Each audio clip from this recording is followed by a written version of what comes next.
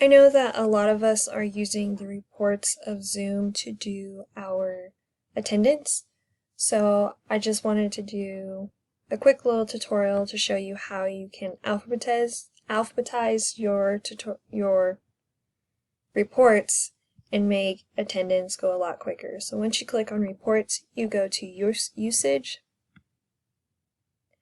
click on any of your Zooms that you have, click export.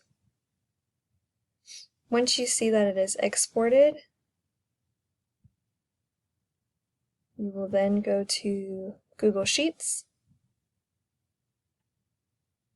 create a blank one,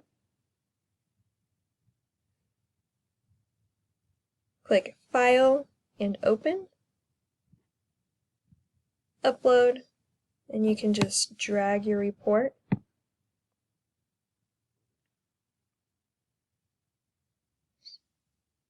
Now that it's here, you want to highlight all of the names. So you click A, go to Data, and you want to separate the first name from the last name. So you go to Split Text to Columns, and this little box that took me forever to realize was here will pop up. Click on the arrows and separate it by space. And now you have your names first and last in different columns.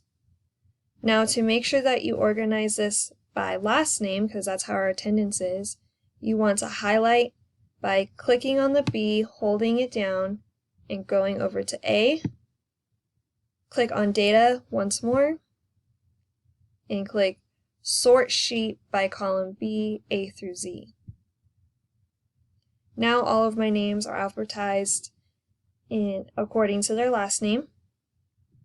Of course, there will be some students who, if they do not have their first and last name, they'll be down here at the bottom.